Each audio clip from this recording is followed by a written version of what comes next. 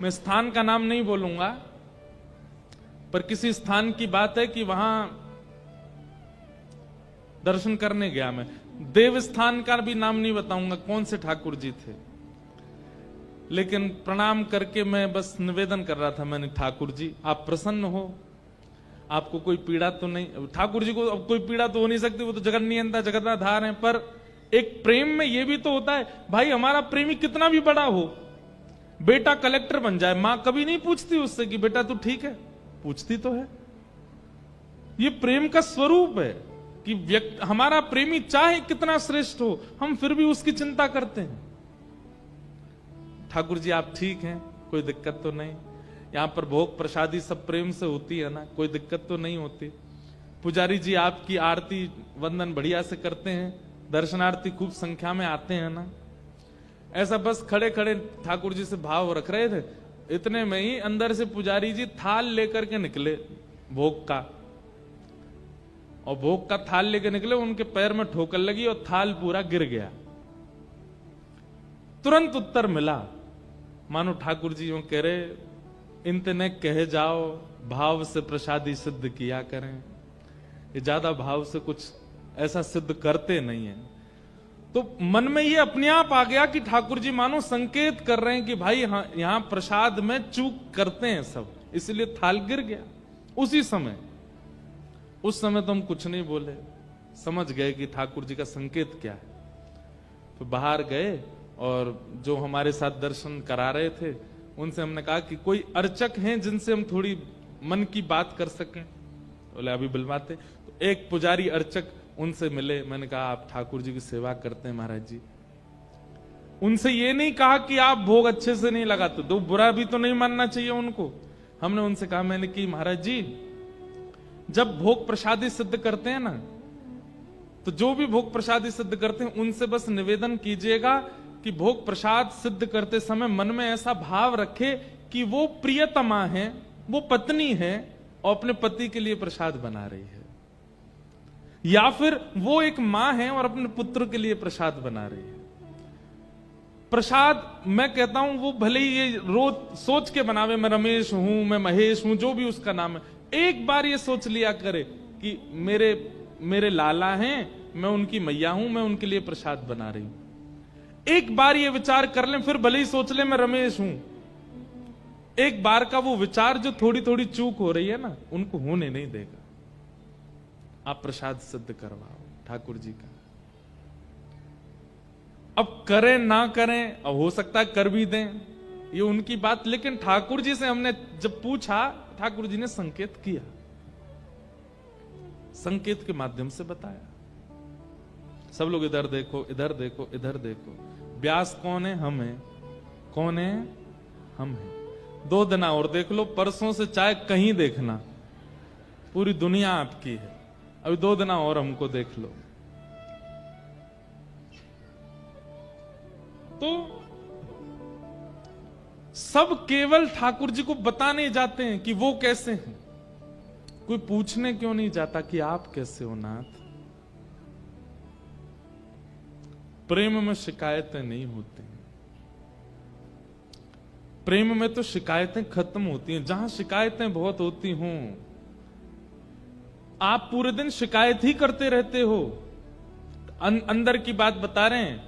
तो जो शिकायत सुनने वाला है ना, दूसरा प्रेमी, एक दिन अच्छा लगेगा, चलो ठीक है इसकी शिकायतें हैं, ठीक कर देते हैं। दूसरे दिन सुनेगा, ठीक कर देते हैं। अब वो रोज ही शिकायत सुनता रहेगा तो उसके चित्त में आपके प्रति प्रेम घट जाएगा। वो भयभीत होगा आपके समीप आने में। क्यों? क्योंकि आपके पास केवल शिकायतें हैं कहने को, और कुछ नहीं है। ठीक वैसे ही जो केवल ठाकुर जी के सन्मुख शिकायत ही लेके जाते हैं, ठाकुर जी घबराते होंगे, अरे राम सुनाम से बैठ गए, गाड़ी में आ रहा हो वृंदावन, लिस्ट लेके आ रहा होगा पूरी 1-1.5 महीना की। फिर ठाकुर जी कैसा संकेत करते हैं, बाहर भीड़ इतनी कर देंगे, नेक और देर लगे इसको आने में मेरे पास। 2-4 लोग इसको, बंदर को भेजे, जा इसका चश्मा चुरा ले, या को पर्स लेके भग जा, नेका तो कहीं और लगे इसका दिमाग। तभी ठाकुर जी को, अरे राम राम राम राम, ये तो मैंने क्या कर दिया, बंदर ते चश्मा चुरवा के एक शिकायत और बढ़वा दी, ये भी करेगो। ठाकुर जी से शिकायत नहीं, प्रेम में कोई शिकायत नहीं होती। प्रेम में तो कह दें तो कई लोगों को अटपटा लग सकता है, सहा जाता है। हां, उस सहने की स्थिति भी अपने अंदर है। वो कोई इतनी भयानक वाली स्थिति चल रही है, वहां तो सहना भी नहीं है, पर छोटी छोटी बातें तो सही जाती हैं, बोली नहीं जाती।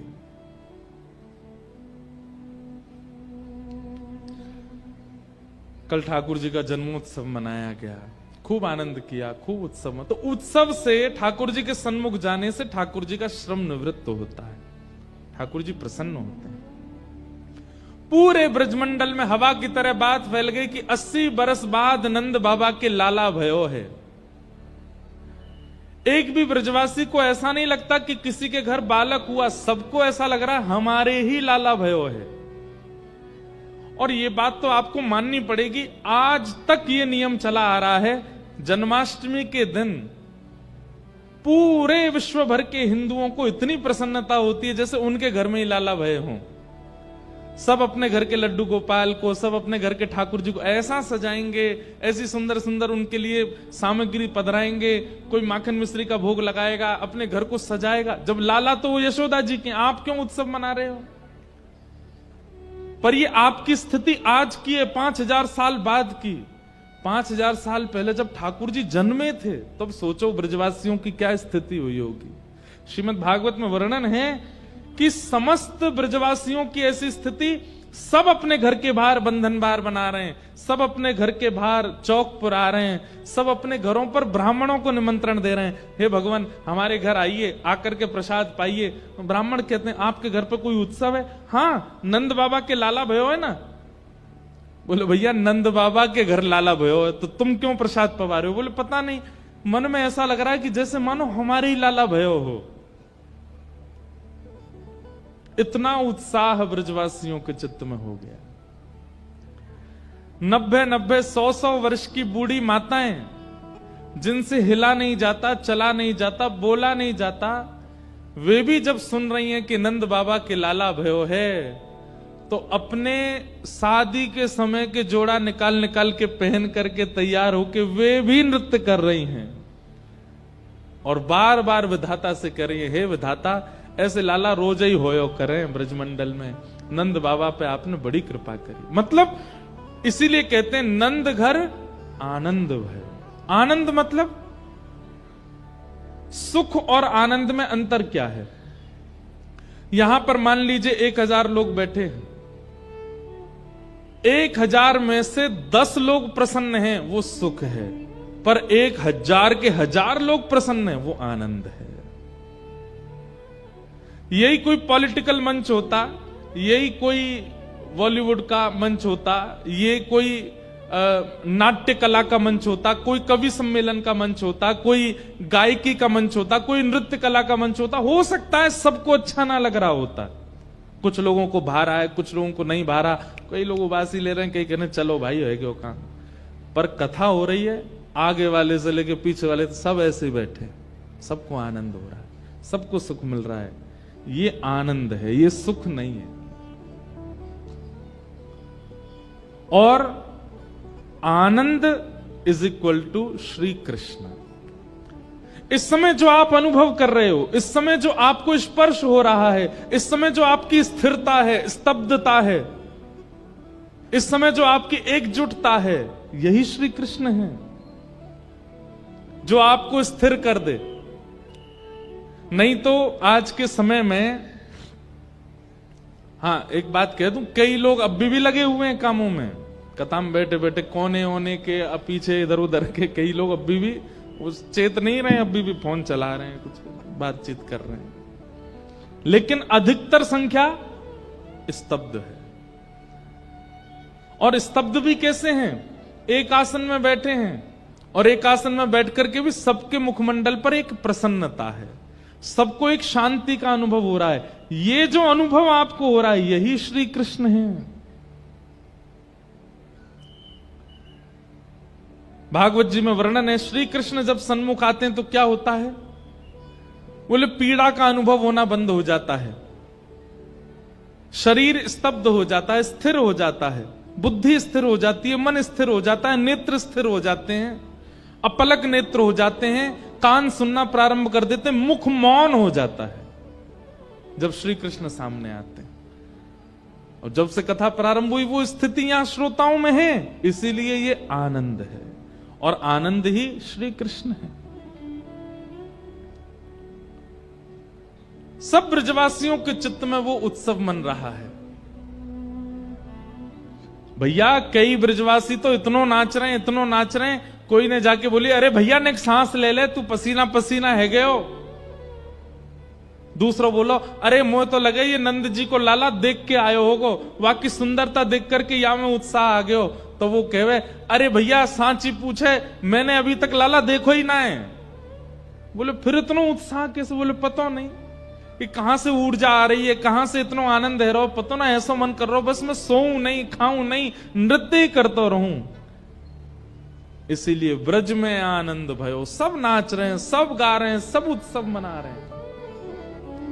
उस आनंद की बिंदु आज भी जन्माष्टमी पर दिखती है। आज भी जन्माष्टमी पर पूरा भारतवर्ष उत्सव मनाता है, सबके घर में खुशियां होती हैं।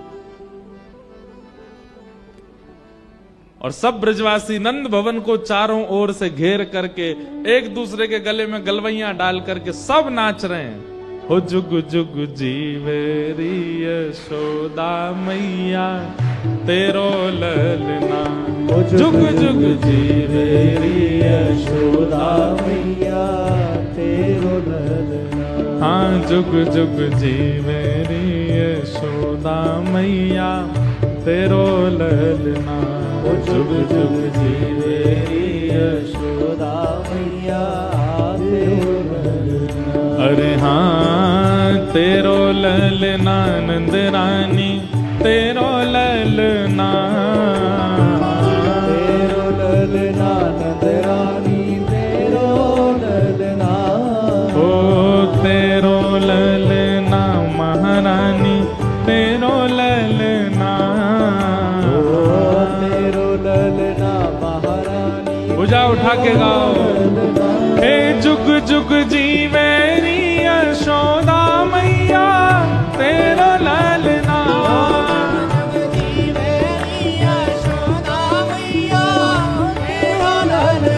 हाँ जुग जुग जीवेरी नंद रानी मैया तेरो ललना। जुग जुग जीवेरी नंद रानी मैया पर नंद के लाला की।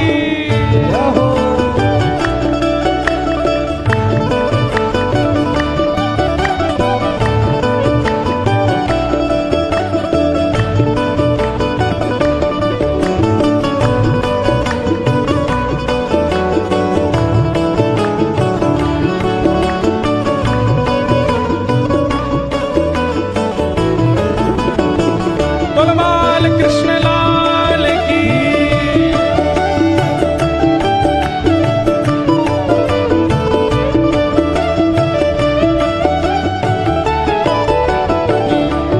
ओ धन्य घड़ी जब होए यशोदा मैया कह के बोले।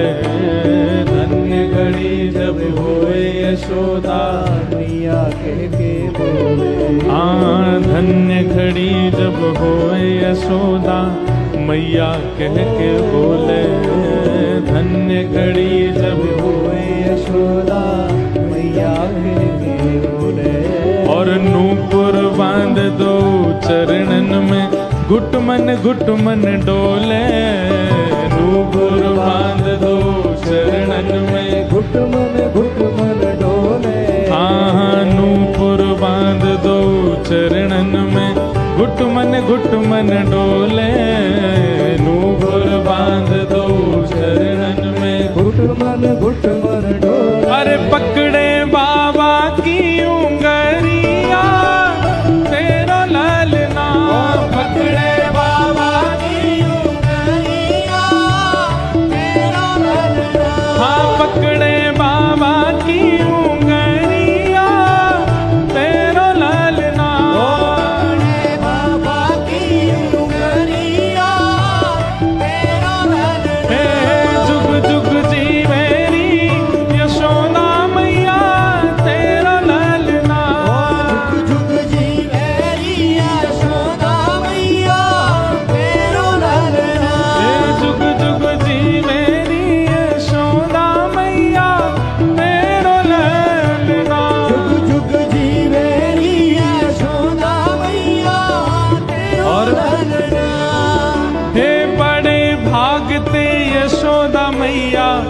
ऐसो सुत तेने जायो।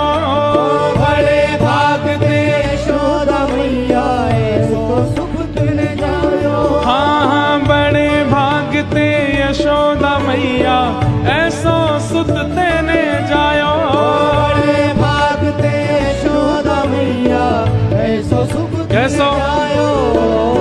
कैसो लाला है यशोदा मैया को? हो पूर्ण ब्रह्म जगत को स्वामी सोतन गोद खिलायो। पूर्ण ब्रह्म जगत को स्वामी सोतन गोद खिलायो। हाँ पूर्ण ब्रह्म जगत को स्वामी सोतन गोद खिलायो। पूर्ण ब्रह्म जगत को स्वामी सोतन गोद खिलायो। अरे याकू मगवा दे पलनवा तेरा ललना। याकू मगवा दे पलनवा तेरा ललना। हे जुग जुग जीवेरी यशोदा मैया तेरा ललना। जुग जुग जीवेरी यशोदा मैया तेरा ललना। हे नंद घरा नंद भयो। जय कन्हैया लाल की। हे यशोदा के लाला भयो। जय कन्हैया लाल की। हाँ जगत प्रतिपाल भयो। जय कन्हैया लाल की। प्यारो राधा रमण लाल भयो। जय कन्हैया लाल की। हे नंद घरा नंद भयो। जय कन्हैया लाल की। हे नंद घरा नंद भयो। जय कन्हैया लाल की। प्यारो मदन मोहन लाल भयो। जय कन्हैया लाल की। श्री राधा गोविंद लाल भयो। जय कन्हैया लाल की। प्यारो राधा वल्लभ लाल भयो। जय कन्हैया लाल की। श्री जुगल किशोर लाल भयो। जय कन्हैया लाल की। हे नंद घरा नंद भयो। जय कन्हैया लाल की।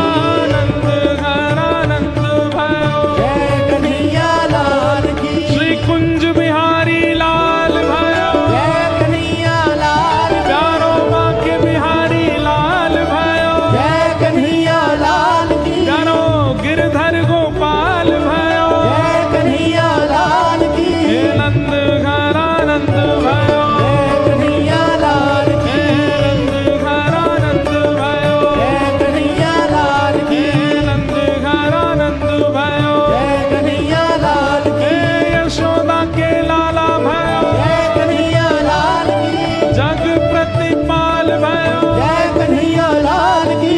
वृंदावन चंद भयो। जय कन्हैया लाल की।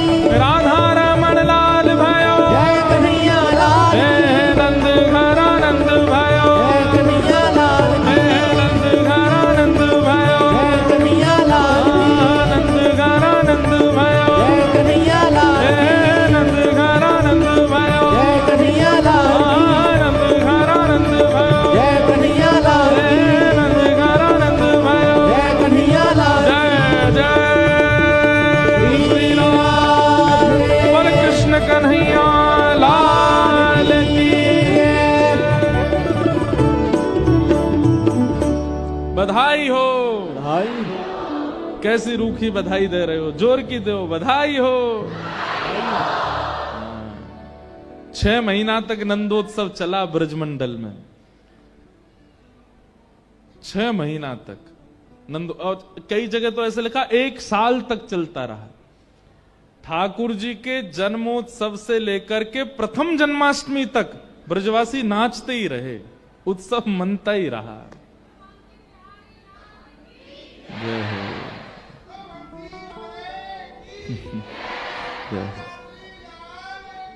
जय हो। जय हो श्री राम। अब देखो कई जगह ऐसी कथा है कि श्री किशोरी जी ठाकुर जी से 1 साल बड़ी है। पर हमारे ब्रज में देखो, अब ये विवाद का विषय नहीं है कि कौन सी बात सत्य, कौन जो है ठीक है। अब सब जो हमारे रसिक जन कह रहे हैं, श्री जी आ गई ना, ठाकुर जी आ गए ना हृदय में, अब काय को ये बात की होड़ लगानो कौन बड़े। हाँ, हम ब्रजवासी यही कहेंगे, हमारी श्री जी बड़ी हैं, हमारी लाडली जू बड़ी हैं। पर कई जगह ऐसे उत्सवों में गीत गाए जाते हैं बरसाने में, जिनमें ऐसे भाव आते हैं कि श्री जी ठाकुर जी के बाद भई। अब उसमें रसिक जन कहते हैं कि श्री जी बाद में ही आई हैं। कई रसिक जनों का ऐसा मानना है कि ये बधाइयां जो गाई जा रही हैं, उन बधाइयों में ऐसा भाव है कि नंदरानी यशोदा आई और नंदरानी लाला को गोद में लेके नाच रही हैं। तो इससे ये बात प्रमाणित होती है कि ठाकुर जी पहले जन्म हुए। तो फिर कई रसिकों का ऐसा भाव है कि नहीं, श्री जी की प्रथम राधाष्टमी है, 1 साल की हो गई श्री जी, तब लाल जी आए हैं साथ में, नहीं तो श्री जी तो बड़ी हैं ठाकुर जी से, ऐसा भाव लोगों का है। अब जो भी हो मैं क्या, लेकिन एक बहुत सुंदर भाव बताते हैं कि जब श्री जी प्रकट भई तो बरसाने में नौबत बज रही है, सब नाच रहे हैं, गा रहे हैं, आनंद कर रहे हैं, वृषभानु जी खूब लुटा रहे हैं। तभी गोकुल में खबर पहुंची कि भैया नंद बाबा के सखा श्री वृषभानु जी के यहां लाली भई है। नंद बाबा बोले भैया हम सबरे चलेंगे, खूब सारी सामग्री लेके हमारे यहां लाला भयो। तब सब सखी आई, सब गोपी आई, बरसाने थे, हम भी चलेंगे। नंद बाबा, यशोदा मैया, सब गोकुलवासी खूब सारी सामग्री लेकर के वृषभानु जी को बधाई देवे गए और गोद में लेकर के लाला को यशोदा मैया भी गई बरसाने। ठाकुर जी तो टुकुर टुकुर निहारते जा रहे हैं, बोले मोते बढ़िया सौभाग्यशाली दामाद कौन सा होगो, 1 साल को हेते ही ससुराल आगो।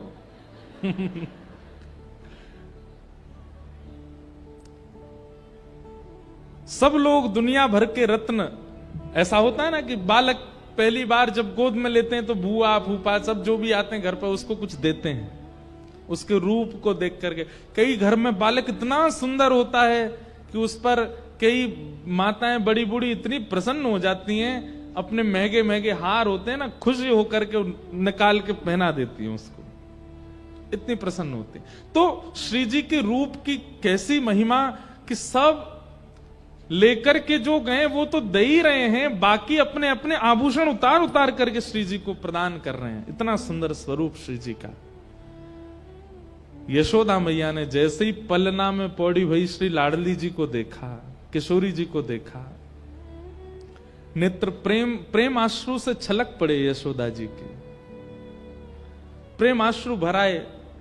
गोद में लाला है, लाला भी टुकुर टुकुर देख रहे, मैं देख लू ने कैसी लग रही श्री जी। आहा, यशोदा मैया जितनी सामग्री लेकर के आई सब लाडली जू के पलना के आसपास रखवा दिए, लेकिन घूम घूम के आती हैं, फिर आकर के श्री जी को देखती हैं, फिर उनके रूप माधुरी को देखती हैं, अपने कड़ूला उतार के दे देती हैं, कभी अपने नवलखा के हार उतार के दे देती हैं, कभी कुछ कभी कुछ। अब वहां कीर्ति मैया कर, अरे बहन कहा कर रही हो, बोले कहां बताऊं, ऐसा मन कर रहा हो, इतनी प्यारी है तुम्हारी लाली, या पे कहां कहां वार दूं। सब गहने उतार उतार करके यशोदा मैया ने चढ़ा दिए। जब वापस जावे को समय आयो, नंद बाबा बोले चलें, अब गोकुल चलें, अब खूब उत्सव है गयो, चलो अब। लेकिन यशोदा मैया जी को चित्त ऐसा है गयो कि लाडली जी को देखे बगैर रह नहीं पा रहे, घूम घूम के आमे नेक और देख लूं या फिर जाऊंगी, नेक और देख लूं। मन में अभी ऐसी अपूर्णता लग रही, अभी कछु दियो ही ना मैंने। अंत में जब नंद बाबा कहने लगे चलो, यशोदा मैया बोली कहां दे दूं। तभी दृष्टि पड़ी अपनी गोद में बैठे हुए नीलमणि पे। ठाकुर जी टुकुर टुकुर निहार रहे हैं, मंद मंद मुस्का रहे हैं, मानो यशोदा मैया तो कह रहे हो मैया मोये दे दे, मुंह तो बढ़िया मणि ना है तो पे कोई, मैं यही मारे नीलो नीलो मणि बन के आया हूं कि तू श्री जी को प्रदान कर दे। और जैसे किसी की नजर उतारते हैं तो कोई वस्तु वारते हैं उस पर। ये दृश्य देख करके समस्त बरसाने के लोगों के नेत्रन में अश्रु आ गए। यशोदा मैया ने अपने प्राण प्यारे श्री लाल जी को गोद में लियो और श्री जी पर 8 बार वार करके उनकी नजर उतार करके श्री लाल जी को ही पधरा दिए। ठाकुर जी पधरा दिए, सबके नेत्र सजल हो गए या प्रेम को देख करके। और यशोदा मैया बोली, कीर्ति मैया बोली, बोले लाला वार के जा रही हो, अब मुझे दे जा रही हो? बोले ना दे के तो ना जाऊंगी, लेकिन हाँ वचन दे के जा रही हूं, मेरो लाला सदा आपकी लाली के अधीन ही रहेगो, सदा इन्हीं के अधीन रहेगो, जैसो जे कहेंगी वैसो करेगो। दुनिया में दोनों की बात सुनेगो, या तो मेरी या तुम्हारी लाली की, और कोई की नहीं सुनेगो। ऐसे हमारे ब्रज में मधुर लीला भाव सुनाते हैं।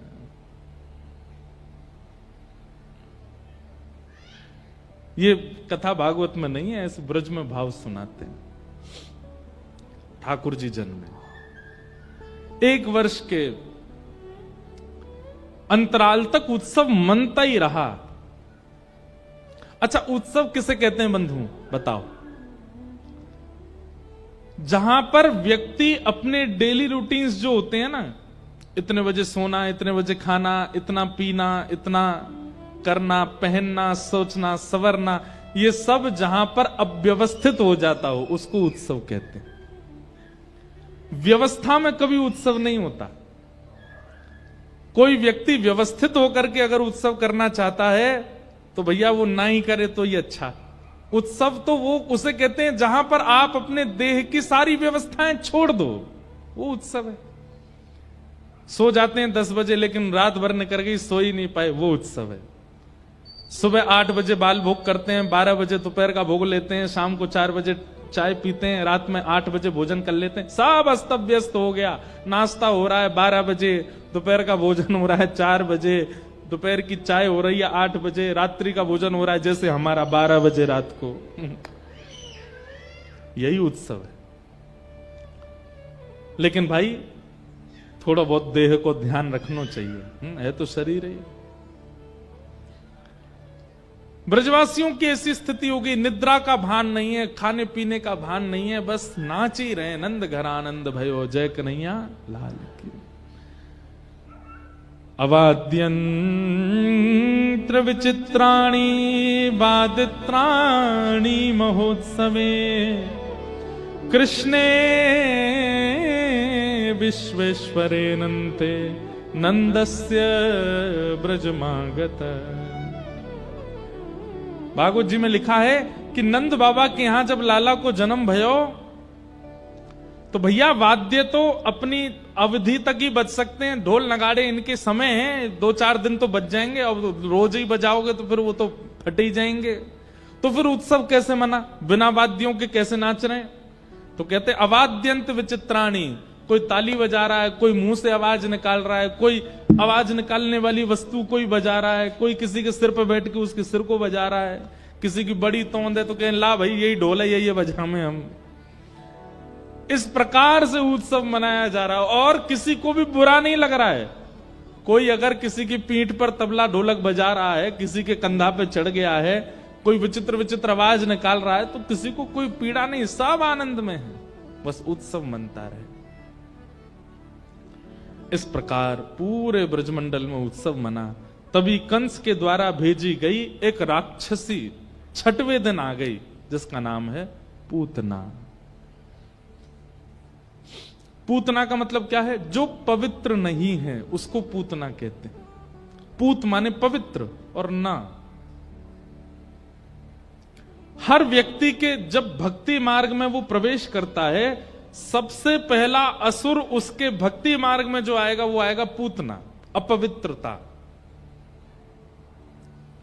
आप साधन करते हैं, नाम जप करते हैं, गुरु मंत्र का जप करते हैं, अपने ठाकुर जी की सेवा करते हैं और पवित्रता का ध्यान नहीं रखते हैं, तो इसका मतलब है आपने पूतना को प्रवेश दे रखा है। पवित्रता। अच्छा, कई लोग बाह्य पवित्रता तो बहुत रखते हैं पर मन में अपवित्रता रहती है, वो भी पूतना है। सबसे पहला आक्रमण पूतना का होता है और उससे आपको नष्ट करना है। नहीं तो आपके भक्ति साधन में वो विक्षेप डालती ही रहेगी। पूतना के बहुत सारे रूप हैं, बहुत ध्यान से सुनिएगा। जिस प्रकार ये केवल एक लीला है, उस लीला के साथ साथ हम सब लोगों को अपने जीवन में भक्ति मार्ग में संकेत भी है, इसलिए बहुत ध्यान से सुनिएगा। हमारे भक्ति मार्ग में सबसे पहला असुर आएगा पूतना, अपवित्रता। जैसे नाम जप कर रहे हैं और नेत्र बंद करके नाम जप करते करते कुछ ऐसा चिंतन में आया जो पवित्र नहीं है, समझो पूतना आ गई। कथा सुन रहे हैं, लेकिन कथा सुनते सुनते बैठे बैठे ही, वैसे तो होता नहीं है ऐसा, लेकिन कई लोगों के संग हो जाता है कि विचार में कुछ दूषितता आ गई। ये मेरा शत्रु है, ये यहां कैसे आ गया, ये तो मुझे बिल्कुल पसंद नहीं, ये यहां क्यों आ गया, ये कथा क्यों सुन रहा है, ये कथा क्यों करा रहा है, ये कथा में क्यों बैठा है। इस प्रकार की विचारधारा किसी के प्रति आना, ये भी कथा में बैठ करके पूतना। वृंदावन गए और वहां के ब्रजवासियों ने आपसे कुछ तेज आवाज में बात करी और आपके मन में उनके प्रति द्वेष भावना आ गई। रहते वृंदावन में लेकिन बिल्कुल सबूर नहीं है, ऐसे बोलते हैं, ये करते हैं, वो करते हैं, पूतना। विचारों में, मन में, व्यवहार में अपवित्रता का आना, यही पूतना है। आप संसारी व्यक्ति हो तो आपकी अपवित्रता आना स्वाभाविक बात है, लेकिन आप भक्ति के पथिक हो, उसके बाद आपके चित्त में अपवित्रता आना, ये अच्छा नहीं।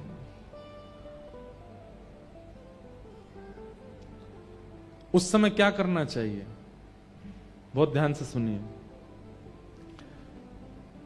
खांसी होती है तो आप औषधि लेते हो, बुखार आता है तो आप औषधि लेते हो, सिर दर्द होता है तो आप औषधि लेते हो। ऐसे ही जब काम, क्रोध, लोभ, मोह, ईर्ष्या, द्वेष, अभिनिवेश, अहंता, ममता, चिंता, ये सारे दोष जब मन में आते हैं, ये सारे रोग जब जन्म लेते हैं, तब भी औषधि लेनी। और औषधि क्या है उस समय? नाम जप कर रहे हैं और नाम जप करते करते विचारों में कुछ अपवित्र भाव आ जाए, उसी समय माला को वहीं विश्राम दो, माला को सन्मुख रखो और रख करके दोनों भुजा उठा करके श्री ठाकुर जी का मंगल नाम जोर जोर से उच्चारण करना प्रारंभ करो।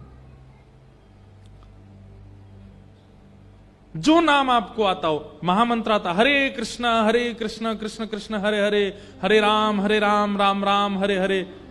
कब कर रहे हैं? जब विचारों में कोई दूषितता आई।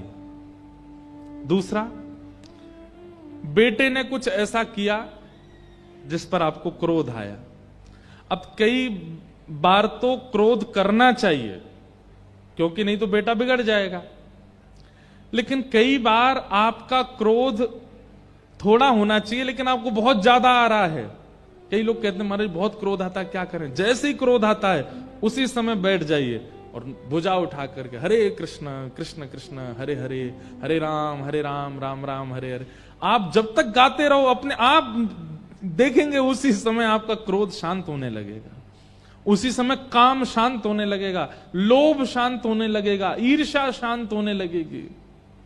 क्यों? क्योंकि आप औषधि ले रहे हो, औषधि लेते ही ठीक हो जाओगे। हमसे कोई पूछता है कि नाम जप कब करना चाहिए, कोई कहते हैं ब्रह्म मुहूर्त में करो, कोई कहते हैं रात्रि सोने से पहले करो, कोई कहते हैं दोपहर में करो, कोई कहते, हम कहते हैं जब दोष चित्त में आवे तभी नाम जप में बैठ जाओ। जब दोष प्रकट होता हो नाम जप करो। पूतना, तो पूतना का पहला स्वरूप क्या है? अपवित्रता। पूतना का दूसरा रूप है अविद्या। कभी कभी बिहारी जी के प्रति भी आपके चित्त में शक हो सकता है, संशय हो सकता है। कभी कभी कथाओं के प्रति भी संशय हो सकता है, कभी कभी महापुरुषों के प्रति भी संशय हो सकता है। ये महाराज जी, इनको हम रोज सुनते हैं, लेकिन हमको ऐसा क्यों लग रहा है कि ये भी संसारी हैं? इस प्रकार के संशय ये कब आते हैं? पूतना जब आती है। अपने गुरु के प्रति संशय हो जाना। जिन गुरु ने 4 वर्ष पहले हमको दीक्षा प्रदान की, उनका नाम जप हम कर रहे हैं, तिलक रोज लगाते हैं, लेकिन आज नाम जप करते करते कोई ऐसी चीज आपने देख ली भूल करके आपके मन में संशय आ गया, ये गुरु जी के प्रति संशय, पूतना, अविद्या। अविद्या का स्वरूप क्या है? अत्यंत विश्वसनीय के प्रति भी अविश्वास को प्रकट करा देती है अविद्या। ये पूतना है। पूतना का तीसरा स्वरूप, बहुत ध्यान से सुनिएगा।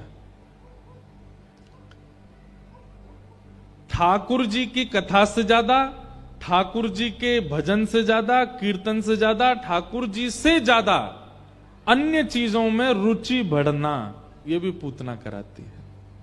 जैसे सुनाम में कथा हो रही है यहां पर, और पास में ही थोड़ी दूरी पर कुछ स्वांग हो रहा है, कुछ ऐसा हो रहा है, मान लो कोई बहुत बड़ा सिंगर आया है और उसका समय भी है 9 बजे से गाने आया है। आप कहोगे यार महाराज जी तो 7 दिन के लिए आए, वो तो 2 ही घंटे के लिए आया है। कोई बात नहीं, महाराज जी कथा तो 7 दिन है, सुन लेंगे, 2 घंटा वहां चलते हैं। ये कौन कराता है? पूतना। भगवत भाव का भार चित्त में कम होने लग जाए, संसार के विषयों के प्रति भार ज्यादा होने लग जाए, पूतना। ये सब पूतना है। पूतना से सावधान रहिएगा। पूतना आई ब्रजमंडल में, इतनी सुंदर बन के आई थी कि सब उसके रूप को देखने लगे। कोई उसके रूप माधुरी को देख रहा है, कोई उसकी चाल को देख रहा है, कोई उसके बालों को देख रहा है। इतनी सुंदर बन के आई, सबको अपनी ओर उसने मोहित कर लिया। नंद भवन में प्रवेश करी तो यशोदा मैया भी मोहित हो गई। यशोदा मैया तो यहां तक सोचने लगी, अरे विधाता, तेने मेरो लाला बड़े देर ते भेजो, कछु साल पहले भेज दियो हो तो यही ते ब्याह कराती अपने लाला को। ए विधाता, अब तेने ये उम्र को फिर तो बहुत लंबो कर दियो जी, तो बहुत बढ़िया या तो अपने लाला ते ब्याह ना कर सकूं, लेकिन ए विधाता एक काम कर दियो। बोल कहा, या कि एक लाली हो, वाते अपने लाला को ब्याह करूंगी। इतनी सुंदर। ठाकुर जी अभी 6 दिन के हैं और मन ही मन ठाकुर जी कह रहे हैं, रुक जा मैया, अभी दिखाऊं सासू मां को मुंह दिखाऊं तो है। जाए तू मेरो सास बनाने की सोच रही है, अभी रुक जाए, को पर्दाफाश करूं अभी तेरे आगे। कहने का अभिप्राय, पूतना क्या करती है? अपने वास्तविक रूप को ढक लेती है और सबके सामने ऐसा प्रकट करने लग जाती है कि वो बड़ी सरल है, बड़ी सहज है, बड़ी सुंदर है, बहुत नियमित। ये लोगों का स्वभाव है। बहुत ध्यान से सुनिएगा। कई लोग हैं मन से बड़े क्रूर होते हैं, अंदर से बड़े राक्षस प्रवृत्ति के होते हैं, पर दिखाएंगे कैसे? हम तो ऐसे हैं, चाय नहीं पीते, हम कॉफी नहीं पीते, हम तो वैसे ही हैं। जब चले जाते हैं तो पीला वाला रस पीते हैं। कई लोग पूतना होते हैं, वो जब समाज में आते हैं तो ऐसा दिखाते हैं उनसे बढ़िया संसार में कोई नहीं है, और लोगों को लगने भी लगता है कि भाई जीवन हो तो ऐसा, व्यक्ति हो तो ऐसा। लेकिन जब एकांत में जब वो पहुंचते हैं तो महाक्रूर है उनका स्वरूप। ये पूतना है। पूतना ने सबको अपनी ओर आकृष्ट कर लिया। यशोदा मैया ने देखा कि इतनी सुंदर, इतने बढ़िया वस्त्र पहन के आई है, उन्होंने भी विचार नहीं किया। आओ आओ बहन, कहां ते आई? बोले पास के गांव ते आई हूं मैया। अच्छा, तुम्हारे लाला भयो, आपको बहुत बहुत बधाई। अरे बहन, तुम्हारो ही लाला समझो, तुम्हारी लाली है कि ना है? कोई ना है, अभी तो नहीं है। जब होए लाली सबसे पहले मुंह बताइयो। पूतना बोली, क्यों, लाला हो तो नहीं बताऊं? वो भी बताइयो, पर लाली को जरूर बताइयो। मुंह मैं आपके लाला को गोद में लाऊं? यशोदा मैया बोली, अरे तुम्हारो ही लाला, लो। मैया ने जैसे ही ठाकुर जी पूतना की गोद में दिए। अब यहां समझने वाली क्या बात है? पूतना के रूप पर सब मोहित हो गए, लेकिन जिसको मोहित होना चाहिए था, परमात्मा, वो मोहित नहीं हुए। पूतना की गोद में जाते ही 6 दिन के ठाकुर जी ने पहले तो नेत्र बंद किए, छोटे छोटे हाथ धीमे धीमे करके ऐसे आंख के ऊपर और धर लिए, या कि छाया भी नहीं पड़े मुंह पर।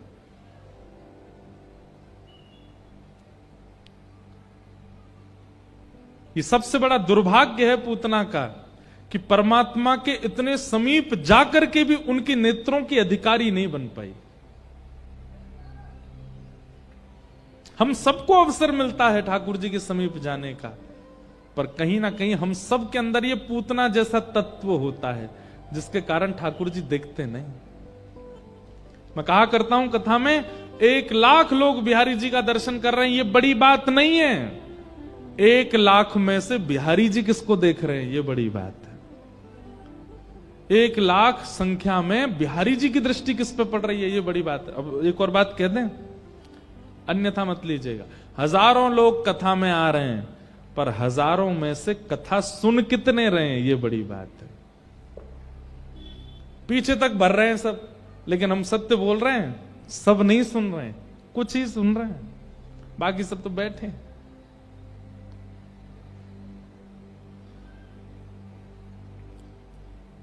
भीड़ कितनी है ये बड़ी बात नहीं, सुनने वाले कितने हैं ये बड़ी बात है।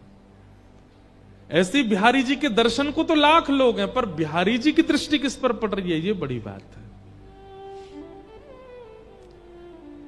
पूतना पर भले ही सब लोग मोहित होगा, पर ठाकुर जी नहीं होंगे। ठाकुर जी ने नेत्र बंद कर लिए। इसलिए भैया ऐसा कभी कुछ मत करो कि ठाकुर जी की दृष्टि के अधिकारी ना बन पावे। कम से कम कितने भी अधम हो, कितने भी पापी हो, कितने भी क्रूर हो, कैसा भी हमारा हृदय चित्त हो, ठाकुर जी की दृष्टि पड़े हम पर।